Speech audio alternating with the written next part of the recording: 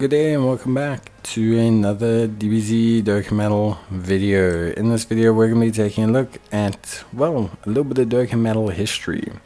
So I wanted to talk a little bit about the time when basically there was this really insane strat that came out with ESBR and essentially why players were doing it. So to understand, first you got to understand that ESBR was not easy in inverted commas like it is now. It was the premier game mode for a very long period of time, and in fact when it first came out it was overwhelmingly difficult for a lot of players. So overwhelmingly difficult that they had to think of ways to get around it, and one of those ways that they got around it was by using units like Android 13. See, certain units have leader skills where they debuff the attack of units of certain types. So essentially how the strategy worked was that you would get a friend to put Android 13 as your friend lead. You would then set Android 13 as your lead. You would then have minus 80% in terms of the attack of the opposition, and then you would load your team up on top of that with a ton of attack lowering. And extreme strength was prime for this strategy because of units like Omega Shenron and Goku Black, etc., especially prior to EZA. And basically you would run around with a whole bunch of units running attack down. Like you would essentially reduce the enemy's attack so low through the combination of all your abilities that you were basically guaranteed to win. It did take around about an hour and a half. You could also still technically die to supers if you got really unlucky. So it was a weird and wonderful strategy that I thought was really funny for a ton of players to use. It was one of those strategies where it was like people who didn't have, for example, like premium units or the right units or felt restricted in terms of units. They were having an amazing time running these teams and essentially gimping the game by doing no damage and having bosses do no damage. It was almost like the original Festival of Battles actually, because essentially these guys were just running a infinite lineup. So it was really funny, and it was a really interesting time in the game. I think for me, for a lot of players, it was one of those times where it really felt like players had come up with a strategy that kind of worked against that kind of went against the, I want to say, like, flow.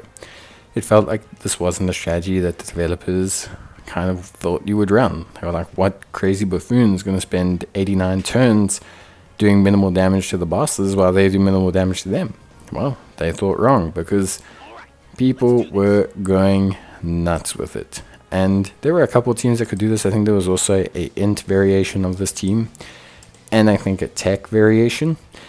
There weren't enough units to make it work for every single stage, and it was really a last throw of the dice for a ton of players. It required you to have a friend who was also using, obviously, Android 13. It required you to have a whole bunch of different things kind of in place before you could even do it. And like I said, you could still fail, and it took like an hour. But it was really funny when this was existing. And I think for me, it was, just a really hilarious time. The strategy only worked if you had, at least both of your leaders with the attack down, because otherwise you would just take too much damage, as you can see here. So it was, for me, absolutely hilarious. I didn't have to do it, but at the time I thought it was a really ingenious, very cool way to kind of work around things. Obviously, more traditional extreme strength teams that lots of players would probably run tended to work. At the time, Terrifying Conquerors was kind of the way to go. But all in all, these kind of things, these moments in Dokkan history, are things I kind of want to reflect back on. Maybe players will remember them, maybe players won't. But I really like these kind of historical Dokkan moments. So I think I might do a couple more videos about them. Whether you like that or not, I don't know. You can let me know. But I'd love to hear if you remember the Android 13 Bodomageda style meta of basically reducing your enemy to nothing and then taking it on from there.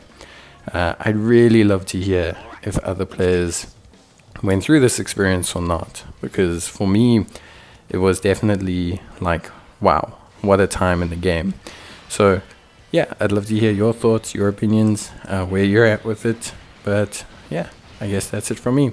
So let me know, and I'll see you guys in the next one. So until then, as always, take care, stay safe, and if you have any questions, queries, or ideas on moments in Dokkan history you'd like me to revisit, let me know, because I'd really like to hear what you guys have to say, because for me, moments like this are the moments I really remember in my journey with Dokkan, and like what I tended to do in Dokkan and what other players tended to do in Dokkan, and how we worked around some of these things.